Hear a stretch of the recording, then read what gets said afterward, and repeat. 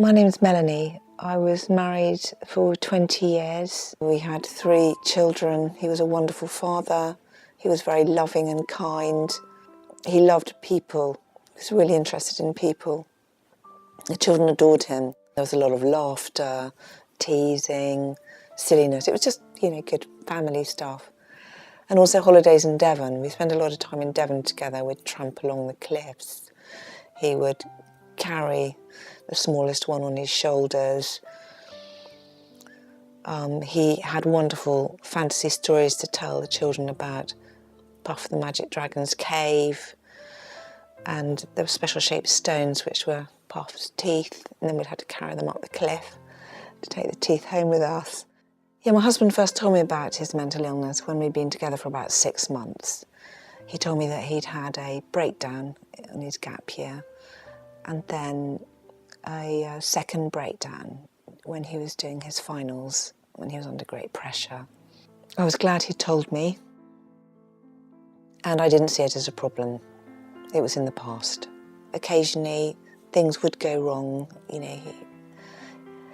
and then he'd go downhill again. Any self-neglect combined with something that was upsetting him could bring him down.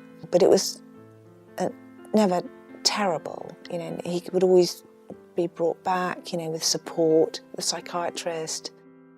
He was diagnosed with multiple polyposis, and he went to hospital to have part of his colon removed. When he was in the ward recovering from the surgery, he had a very unpleasant time. He was labelled a difficult patient.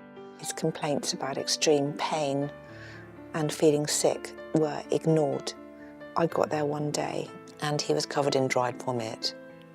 I believe that his poor treatment was due to the nurses being made aware of his mental health problem, and he certainly felt that way. Because when he tried to complain, the nurse said, "You're schizophrenic, you're a difficult patient." There was no follow-up after this operation. 3 years later, he became ill again, and now his condition was more serious than before, and he needs to have an operation again. And what happened after that operation? He died. We drove home to the empty house. We were shattered. The consultant in charge of his case was a different consultant, and he was surprised by what had happened the first time. He said, "My husband wouldn't have needed the second operation if the first operation had done a proper job." I've lost out on sharing a life with the father of my children, and I know they have. The hardest thing has been him not being there when the children graduated. It felt like a huge empty space. That was going to be a moment of enormous pride for him, and he wasn't there.